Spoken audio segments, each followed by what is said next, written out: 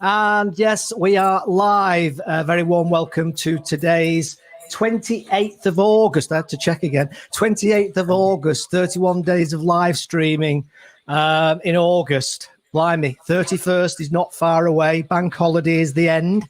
I'm sure you'll all be devastated, or maybe not. And today I'm delighted to be joined by Raj Kundalia. Got that right, haven't I? Yes, yeah. And Raj is actually going to talk to me today about cybersecurity, which is a fascinating topic and actually so relevant now. It was relevant before, but boy, I think it's got a lot more relevant in the last 6 months, which Raj will tell you about. And actually, just to let you know, and sometimes it's very spooky what happens. My laptop about 5 minutes ago went into a blue screen meltdown for the first time ever. So I'm talking to Raj and I'm doing an interview with Raj, and then all of a sudden it goes into blue screen meltdown. So I've set my iPad up as a plan B. So if I disappear, then you might enjoy it even more, because then you'll just have to listen to Raj rather than me. Okay, so I'm going to ask Raj to actually introduce himself in 1 second. But as always, we'll just start off with the intro. I want to be there and baby dance the night away. I let my head down if I want. Don't you just get tired chasing fame and being pretty all the time? Doesn't sound like fun. You can do better. Let me show you what a good time looks like. You can do better. You can do better. Let me show you what a good time looks like. You can do better. I dare you to be wilder.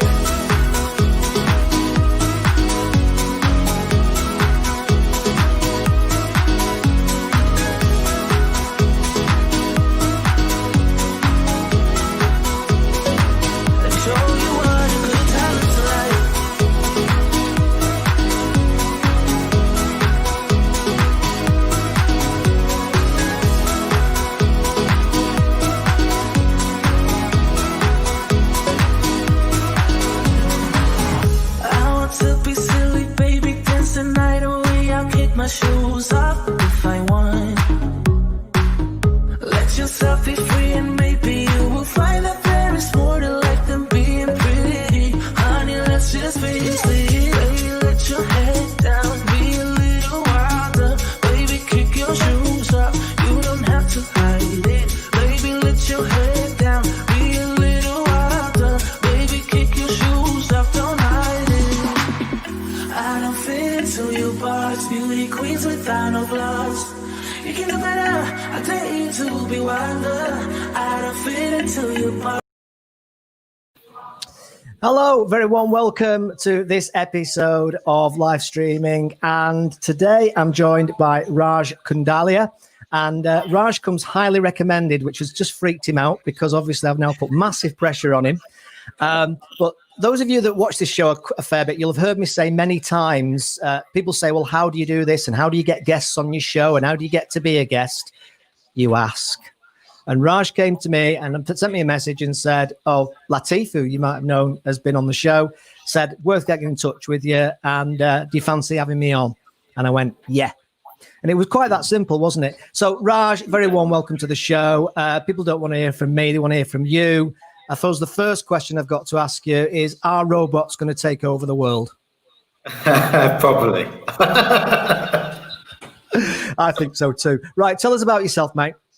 Yeah, sure. So hi all, and thank you, Phil. My name is Raj. So I work for a cybersecurity company based in Greater Manchester, in Middleton. So where we focus on 4 areas, which is cybersecurity, digital forensics, corporate forensics, and e-discovery. So what does that all mean? Well, cybersecurity is basically protecting yourself, your organization, and you individuals at home from cyber threats, because we live in the digital world now. So from Facebook, social media, from our business networks, where we're actually got all this out open. And unfortunately, we also have cyber criminals that look to exploit those websites and your networks and your social media feeds. So hence why you have cybersecurity we're here to protect you, also educate you to ensure that you have the appropriate controls in place. Digital forensics is more of if your laptop was compromised, think of like a CSI, a criminal investigation. You go in and dust off fingerprints. We do that for your hardware, your server, even your social media feeds, anything that is accessible online or through your laptop or even your phones and your mobile devices. So we will actually paint a picture, find out what's happened, how your laptop's been compromised, and then we will put together a report, and that's usually around criminal investigations, corporate investigations, and we follow certain guidelines. So all our reports can be court admissible or given to the police for evidence as well. Oh, wow. Yeah, so that's a high level digital forensics, and that incorporates corporate forensics as well. A lot of us are working from home at the moment. Unfortunately, you've got employees setting up their own companies as well. There might be stealing data. So we have a lot of organizations and legal firms contacting us on how to investigate. So first of all, to everyone, don't do it. Secondly, you can be investigated. Even if you delete data, we can actually recover that data majority of the time. But if you use special software to delete that data, we can also recover it. And lastly, e-discovery. What is that? That's electrical stored information. So it's a bit of a tongue twister there. So previously, when you had a legal investigation, you see tons and tons of boxes of information. What we do now with that information is we upload it all. It's as electronic copy, and we basically reduce that data set by 90%. So you've got tangible data. So if you're investigating, maybe you've got corporate investigation going on, or criminal or legal pursuit, we make sure that that data has the right, we do data sets and so on, so you can then go and investigate. So it's like a Google search, but you've got all your data in one place. Wow, blimey, so much there. It's great to see Sue Denver on. Sue's saying great topic, very relevant. Thanks, Sue, and great to see you involved. And sure, hopefully I'll be seeing you soon in real life at some point, rather than everything being virtual all the time. And, yes. Nathan Newman as well. And Nathan's really another geek. So there's a lot of geeks on today. So hi, Nathan. Thanks for joining us. Okay, well, what's your background then, Raj, as an individual? I mean, did you just wake up one morning and think, I want to do digital forensics? Did you fall into it, or was it something you were doing when you were 2? So I actually previously used to do a lot of project management work. So I used to work with companies like JLR and various other travel companies, and building companies from the ground up, testing ideas.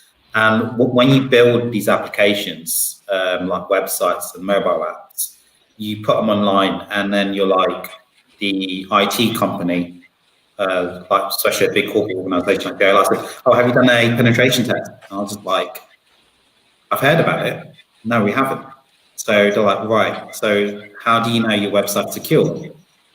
And that's when I started to do a bit more digging. I was like, "Yeah, you're right, but it wasn't part of the project cost." So, oh no, we've got all this personal information out there, and this is prior GDPR. And you're like, what do I do? So literally, we stuck a website online with a picture of a house with no windows and doors on, so anyone can walk in and steal data, because we didn't do that security check. So as soon as we did that security check, it delayed the project by 2 weeks. I'm just like, wow, this is ruined my deadline to launch some of these products. So then I started doing a bit more digging, and I then started to I decided to approach another cybersecurity company. I said, you know what, why don't I go work for one?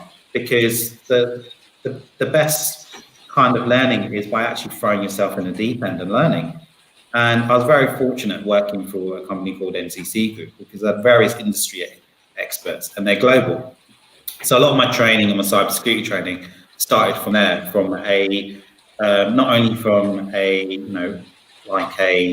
project management perspective, but also from a consultancy perspective as well. So when you're looking at building applications for a business, you have secure by design from the onset.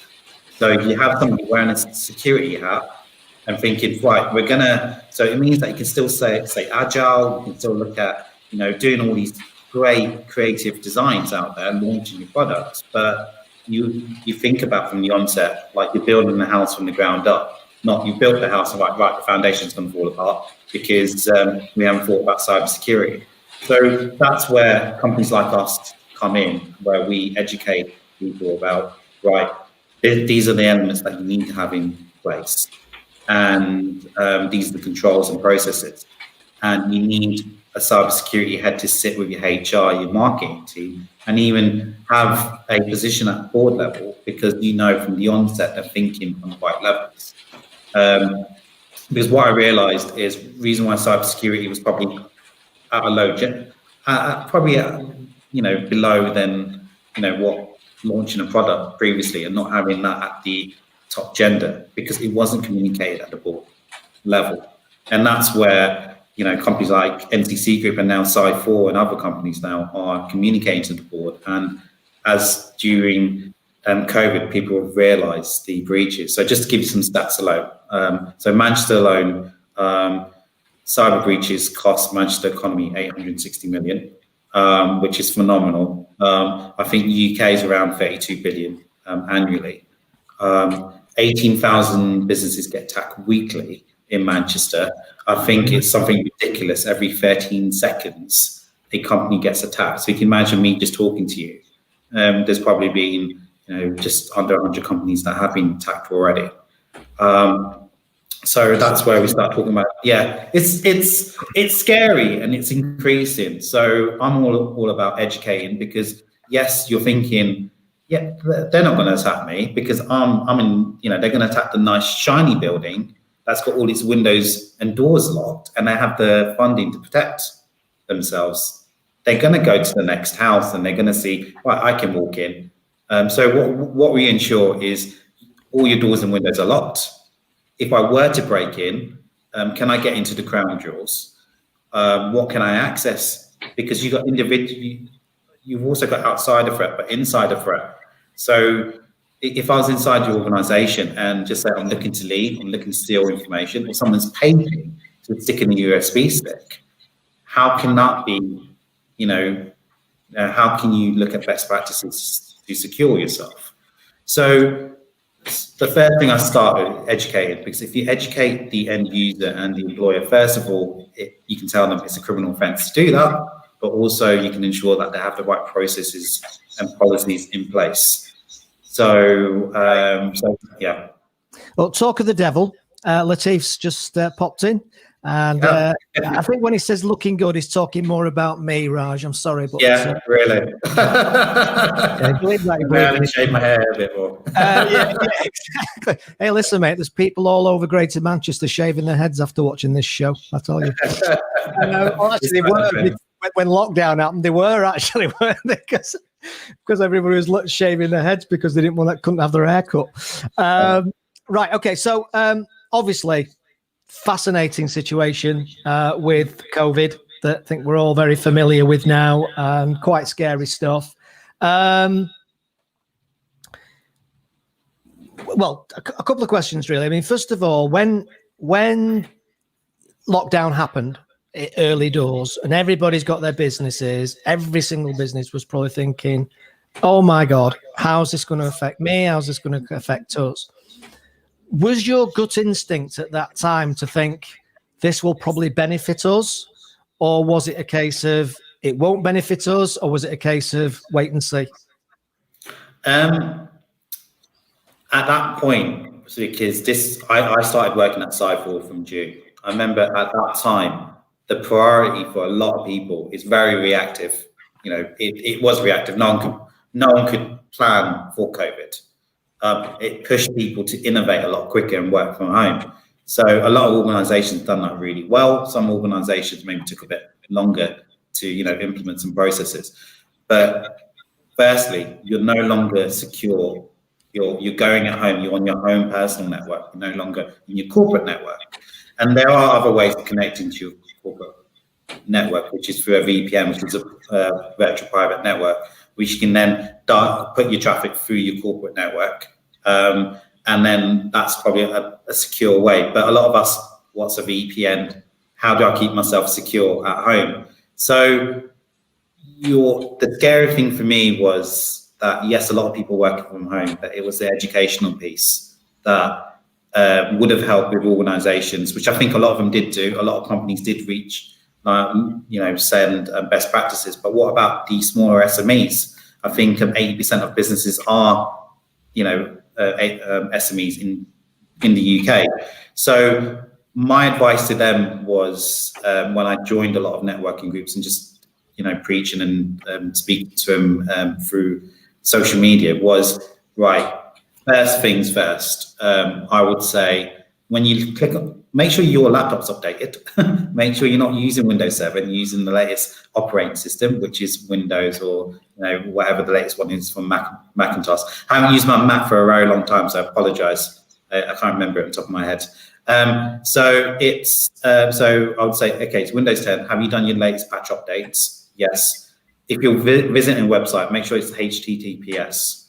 Yes. Next check is, are you using a password manager?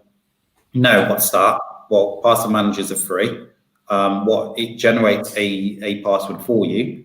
So we're all guilty of using the same password.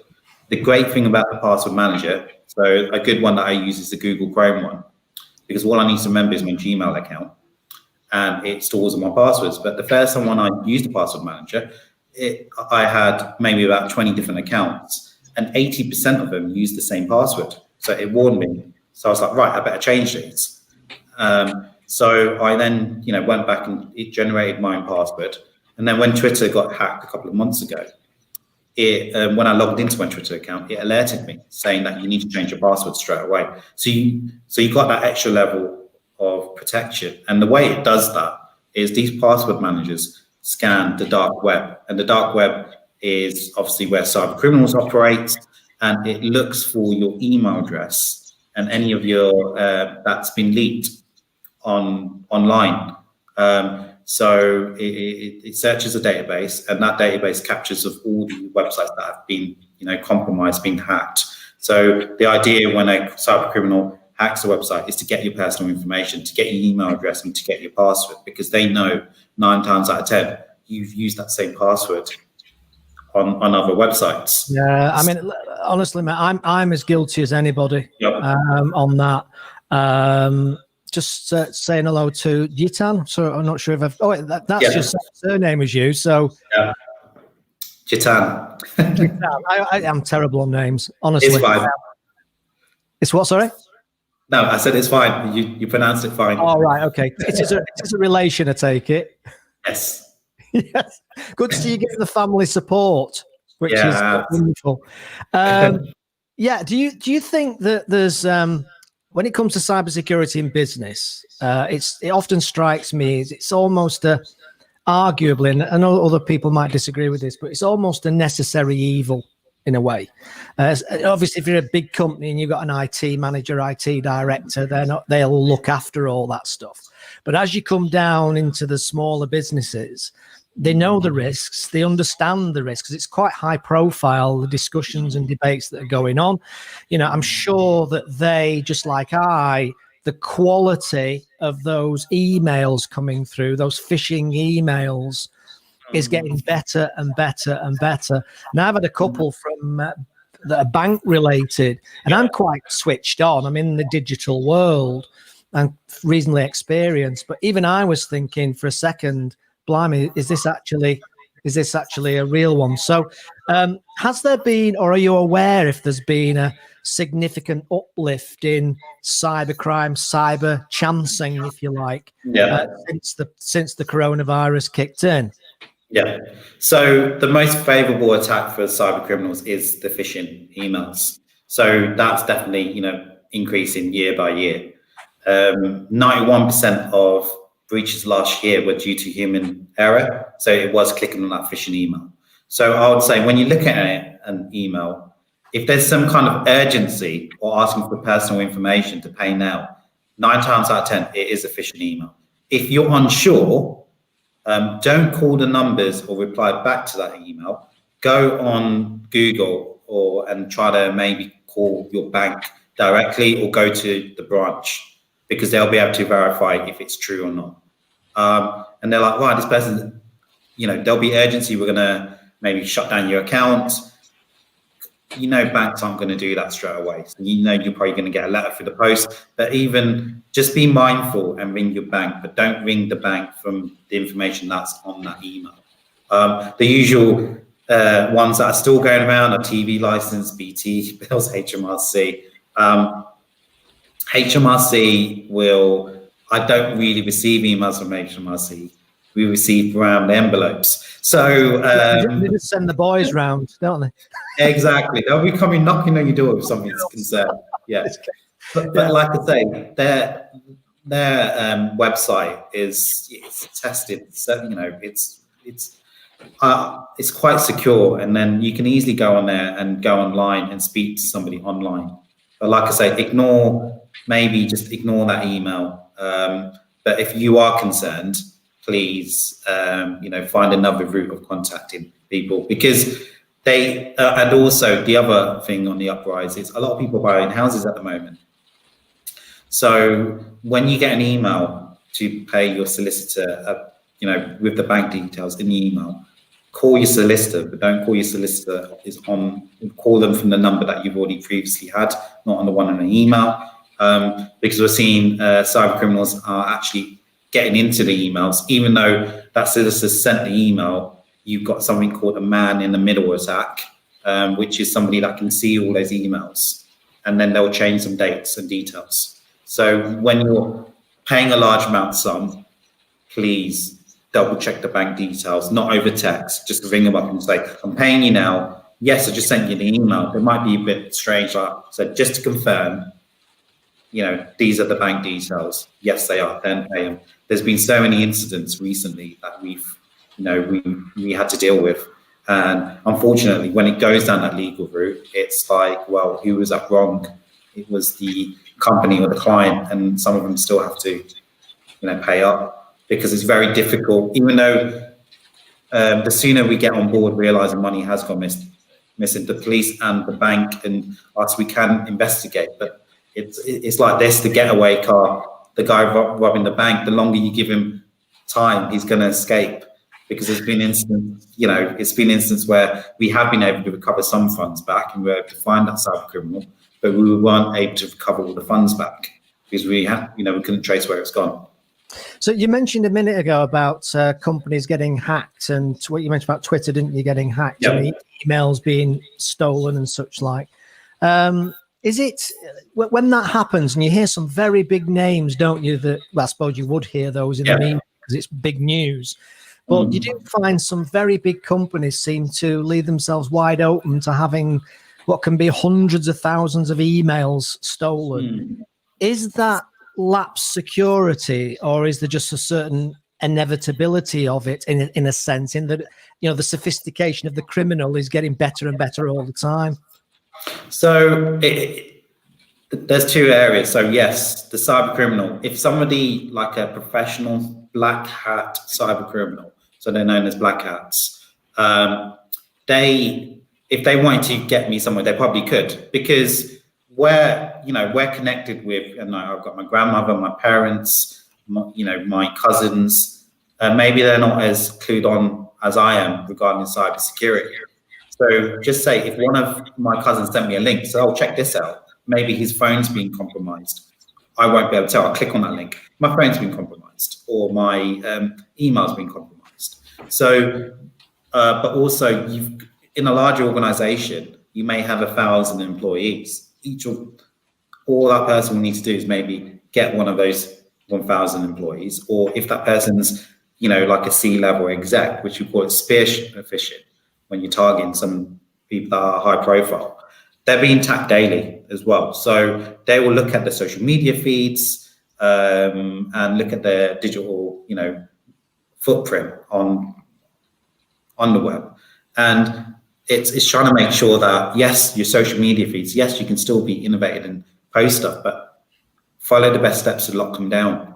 A perfect example is Facebook. You know, we're all guilty of posting so much of our life stories on Facebook, Snapchat, but you can lock it down. So when someone Googles you, they won't be able to find what you're talking about. It'll be only your friend circle. So anyone that's attached to it. So I would say with social media, lock down your social media accounts. Use a password manager for your password. And if you're a bit more tech savvy, use a two-factor authentication app. There's loads out there. The one I use is Authy, which is AUTHY, and that gives you another level of security.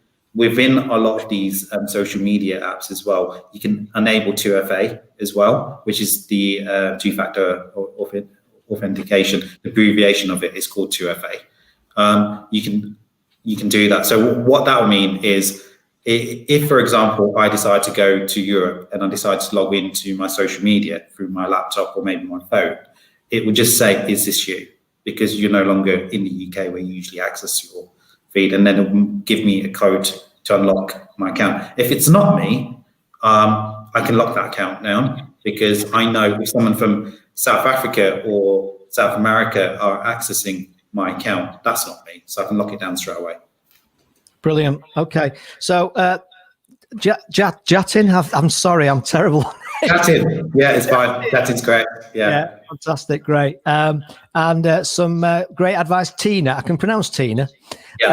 Yeah. So I think that's another family name. So you got a lot of support from family here. Or that's the P's and Q's, mate. That's all I can say. Better be careful. Brilliant. So one of the things that I sometimes wonder is, do we all as businesses, do we basically think it's never going to happen to me? It's something that happens to somebody else. Is there an element of that, do you think, Raj? Yes, and I think everyone, and that's the challenge that I have with a lot of people. They say, "Oh, it's not going to happen to me," and I always say it's just a matter of time. So, going back to the example of the house, if I leave my doors and windows open and leave my car keys, in my car with the door open, and shout to everyone, "Hey, I'm on holiday," and your house is locked up and you're next door to me, the criminal's going to be like, right, I think Raj's house is a lot easier to steal, so I'm going to go in there and start stealing and stuff. And that's what people do. Unfortunately, we live in a digital world. Someone can do a scan on me and they can find what I'm doing. They could probably see my LinkedIn profile, what I'm doing on there as well. And they could probably find a way to compromise me. But it's the world we live in. And unfortunately, it comes down to education. And you got the police that push a lot. I work with Greater Manchester Police as well, which is part of the Cyber Resilience Centre, a guy called Neil Jones. So I appreciate that cybersecurity. People are like, well, that cost me an arm and a leg. The great thing about some of these centres, they only charge small organisations £200 a year, but they also, if you follow them on LinkedIn and other social media feeds, they have so much useful tips for the public. Even though I do share as much as I can, so I'm happy for anyone to follow me, especially on LinkedIn. But you've got a whole centre where it has factual information from the police, which then I push up personally as well, because the more we communicate about this, the more cyber resilient we can be to protect ourselves. And if the worst did happen, I'll tell you exactly what to do, or I can direct you. For companies as well, everyone's worried about GDPR. I'm going to get fined. Oh no. GDPR is here. It is a good thing. And I'm going to say that, yes, it's a pain for organizations because they need to protect our data. The last thing you want to know is your family data being leaked online and people are not looking after your data, because as soon as your data is leaked online, there's an opportunity for a cyber criminal to exploit you. There's also personal information that you don't want to share. If you got some, health issues or, certain sensitive topics that you don't want to mention to other people, and these cyber criminals are looking there to exploit you. Unfortunately, they're criminals. Some of them don't have morals. It's their job. It's their day job. They do it, and they get a lot of money from it. Hence why they're not going to stop if it's going to make them quite profitable. Yeah. So one of the things I've actually said a few times on here, and I'd be really interested to get your perspective on it, Raj, actually, because it's a view, and please challenge me on it if you disagree, and I totally understand that. But I've been saying for quite a while now that there's a lot of discussion and debate about privacy. But for me, privacy is pretty much dead. Because we're entering all our information in so many different apps, all over the internet, here, there, and flipping everywhere. Is it really reasonable to expect that we're going to have any privacy if we do that? Well, and as soon as you put something online, it's, I can't tell you stop using the internet, don't use it. But maybe your date of birth, do you have to give the exact date of your birth? Do you have to give your full name? Can you don't need to, you're not tied by law with these organizations to give all your details. Do you set up an email address just for junk? I do. I don't, if I want to register for something, it may say, I want to get a free PDF. It seems some useful tips in there. Is it a phishing email? Is it a campaign? Well, I'm going to put it on my other account, and I'm going to make sure, what information comes from there. Because the problem with us registering our email addresses is, it's a small print as well, and not every company, unfortunately, are following best practices when it comes to GDPR, because you need to give people consent. It's like me saying, I give you consent to send me this information. That's why I'm registering onto your website. But what I don't give you consent is to share my details to all these other marketing agencies who will then hammer me, Yeah. So I think one of the problems is that there's legitimate reasons why a business may want to promote itself or its products or services to people. And on that basis, I guess as a business person, you accept the fact that people will be wanting to promote or sell to you. So what's the view on what you might call GDPR in relation to business emails? Is it generally more acceptable, or is it still spam? No matter what you're sending, if it's unsolicited, it's spam. Yeah. So if I was sending you an email and we never spoke, Phil, you'll probably ask, how do I get your details? And if I got your details, I don't know, someone passed them over to me, and I said, I got your information from here, and I've got a legitimate reason to contact you, and these are the reasons why, then you can say not interested, and then I shouldn't contact you after that, because you can say, please remove my data from your CRM system, please do not contact me again, if that's not in interest. And to be honest, as a salesperson and a marketer, I'd rather you be honest, because I'm not going to push my services to you if you're not my customer. So I think with trying to find the right client, I think you need to do a bit more background research. Like, what is that person doing online? Can you find any information about them? And then try to build that rapport with them, see what they're interested in, and then approach them and say, and I think that will probably be a better way of approaching somebody, because you can look at what they're posting online. It's real to them, because I'm not going to talk to you about, hey, Phil, you need a cybersecurity audit. You need one now. You're like, no, what is it? Why do I need it? No, you're not my customer. I haven't done my research. So I would just say, so my approach would be, what does Phil do? Right. How big is his organization? Right. Hey, Phil, I'm doing a free webinar about cybersecurity. Are you interested to attend? If you're not, that's perfectly fine. And that's my method would be, if I'm going to send you a cold email. But also it's just, you got different methods of contacting. But personally is, if you send that cold email, be prepared for that person to say, no, how do you get my details? As well as try to be a bit more mindful when you send those emails. There's a lot of marketing experts out there, and sales experts and social gurus that could probably tell you different methods to how to go about approaching people. Yeah, I mean, I suppose it gets more and more complicated, I guess, which is part of the challenge at the end of the day. So obviously, Sue's a fan of that, and personal introductions work really well. Warm introductions, absolutely 100% agree on that. And actually, the truth is that when you contacted me and you said Latif had suggested that you contact me straight away, because I know, like, and trust him. Straight away, you had my attention. Yeah. Like anybody else, I get all sorts of, and I've covered this on the show before, and I know we're drifting slightly into marketing. Yeah. This whole thing about cold messaging people on LinkedIn, with what is clearly a copy and pasted message. Yeah. It just never ceases to amaze me how people still actually do that. Can I just move on to, I'm conscious of time. Can I just move on a little bit into the arena of website hacking? Yes. Because I think possibly we've all had some kind of experiences with this. I recall that one of the things that was said not that long ago, maybe a year or two ago, was that, WordPress was more susceptible to hacking.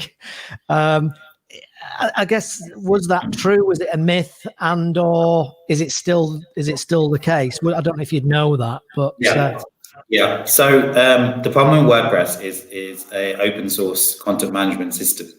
So you can and you download that from the net, and there's certain files that you need to change, because when these cyber criminals run their scans, they don't individually look at you. Sometimes they just scan and IP range, which your websites are on top of. So we all have an IP. So the website we're currently on has an IP address. It's just the domain name that we got on top. So what they do, they scan all these, and then when you get pinged, like something comes back, they know you're using the same admin files and you haven't changed them. So you have to relocate them. So a professional web designer will know straight away to move them.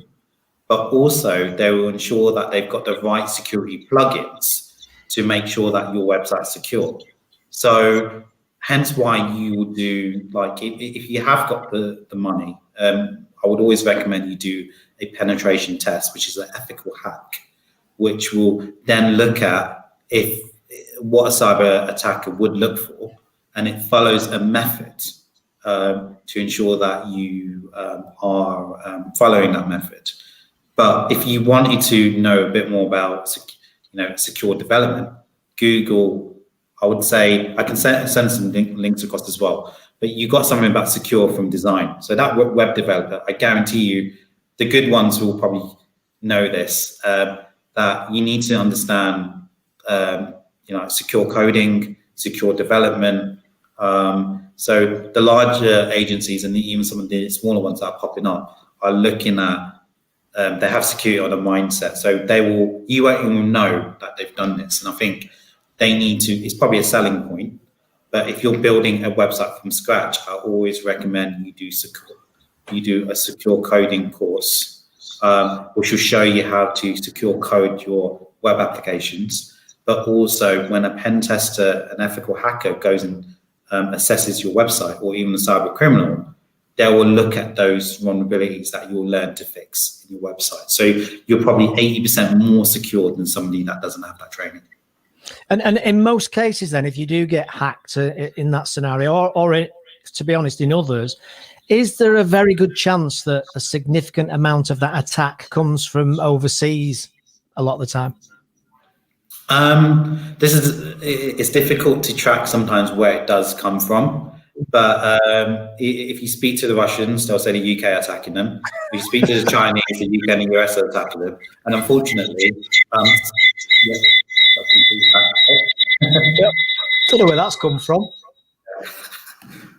Broken the handle me saying some country names. That was quite.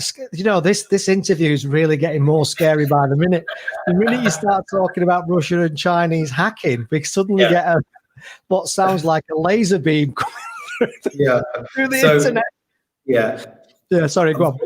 Unfortunately, I could have a cyber criminal down the road for me, and he's set up, he's masked his IP address, so it looks like it's come from Russia or Nigeria. And we've got cyber criminals globally. So Yes, we can track them, but again, that does take some time. So it's just like, I think with Twitter, it was a 15-year-old, so they come at all ages. It's not usually kids. It's a mixture of people. It could be adults. It could be, it can be children, just to have a bit of fun and prove something to their mates on what they can do. Yeah, well, again, there are numerous examples, aren't there, of, I know it's not just in the movies, where young people who have been hacking away there, and they recognise as having so much skill and ability that then they get recruited by the governments and GCHQ to help stop it, which I think is a wonderful scenario, Yeah. So there's methods out there to report. I would just say, if you're looking at building a website, or you have a website, do you need to store that much personal identifier information? Do you need that person's date of birth? Do you need to know their address? But if you do, and that's when I would say you probably need to look, maybe speak to a security expert to maybe do an audit. So they can do it. They can do a paper audit, maybe, and the paper audit is basically looking at your website, making sure that you have the correct controls in place. That's great for WordPress websites. And if you do have a bit of budget, ask somebody to do a penetration test, but make sure that they do have the right badges, because a lot of cyber experts, before they can receive a cybersecurity professional badge, they need to have at least 5 years minimum industry experience. So if you know anyone, or if you'd like me to, I prefer will come to me. But I appreciate that you might want to do your own research, but just make sure you check them out and check out their qualifications before they do a pen test. Yeah, that makes a lot of sense. So Jitan says, Big Brother is watching, literally. And I don't think there's any doubt about that. And they're watching us at this particular point in time, aren't they, Raj? Yeah. Fantastic. Right. Okay. Well, blimey, do you know what? That 45 minutes has gone so quickly. What I think has been fantastic about that is there's so much insight there. And I talk a lot, about what we do at Geeky Group, and it's about the 4 I's: insight, information, ideas, and inspiration. And there's definitely a number of ideas, a bit of inspiration, some information, and some insight all thrown in with that. The great thing is, of course, that people, whilst at the end of the day, this is a live stream, of course, as soon as we finish live streaming, it'll appear as a recorded video. So if you want to go back and pick anything up from what Raj has been saying, that's very doable and very possible. Is there anything you want to finish on? Any top tip you want to finish on then, Raj? I would say, if you haven't done so already, look at a password manager. If you're heavily using social media platforms, or your children are, like Instagram, Facebook, Snapchat, and so on, I would say look at using a 2FA, which is Authy, or get them to activate the 2-factor authentication, which is in the app, but they'll need to do some digging. But if you need some help setting it up, I would just say Google, just say how to set this up. There's videos out there on YouTube. But if you're still struggling, please reach out to me. That's wonderful. Right. Okay. So some people enjoying that. Thanks, Raj. And that's obviously thanks from me too. And Sonal, smashing it, bro. Like a bit of smashing it, bro. That's my younger cousin. Amazing show. Really thankful. And then I must display this actually from Sue, if I can find it. Sue, looking forward to catching up with me at the airport, because believe it or not, quite often when I see Sue, I meet her at the airport, and I go bounding over and it's like a 5 a.m. flight, and I go bounding over and, hi, how are you doing? And she looks as if, who's this crazy guy? Sue knows what I mean, because that's exactly what happened. And I thought afterwards that I think I might have been a bit over enthusiastic for 4:30 in the morning, but it's nice to see you anyway. So I'm doing a cybersecurity workshop for the Boost. It's for Lancashire businesses on the 16th of September. I'll share some links once this video is posted. I'll just share some links. Unfortunately, it's only for people within that area, and that's been around for 3 years. but I'll be doing a lot more of them. So when it is a bit more different, we're probably going to do locations at the moment. But if we do get a good amount of interest, we'll probably start reaching out to other parts of the UK. Yeah, that's fantastic. And coincidentally, I'm doing one the 2nd of September, which I think is next Wednesday, I think, isn't it? And I'm doing one called Content Rules OK, which is about content marketing and such like. So we're in good company there, Raj. We're obviously both doing some stuff for Boost, which is fantastic. What about getting in touch with you, my friend? How do people get in touch with you, email you or through the company? Yeah, so I will post some information. So if you're getting personally in touch with me, LinkedIn is always the best way for me. I'm probably a bit more active on LinkedIn. So to find me on LinkedIn, it is Raj Kundalia, as it's spelled on my name.